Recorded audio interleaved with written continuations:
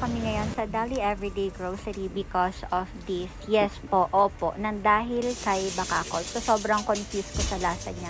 Napapunta kami ngayon dito kay Dali. And then si Gonat, nakamukha ni Nutella.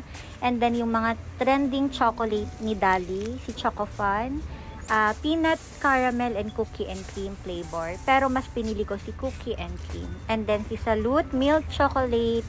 Pero sabi nila mas masarap si dark chocolate. Kaso wala akong nakita, so okay na yun. Ito yung mga canned goods ni Dali na very affordable. Si Nomo Nomo nakamukha ni Mogo Mogo, worth 33 pesos only. And then itong si Twist O, orange flavor. And then the other flavor is si apple. Ayan, 750 pesos lang siya mga B. And then, ayan pa lang yung mga napapamili namin. So, ikot muna kami, hanap pa kami kung ano pa yung pwede. And then, nakita nung asawa ko yung Pinoy Cola.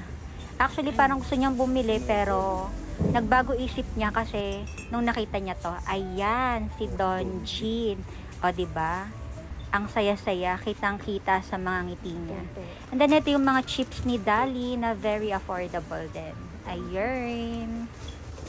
And then, ayan, tapos na mamili ang mga person. So, for the bayad na. And then, yung bill namin is 1,511. So, ayan lang yung mga napamili namin. And then, for the uwi na ang mga person. Yan lang. Bye-bye. Mwah.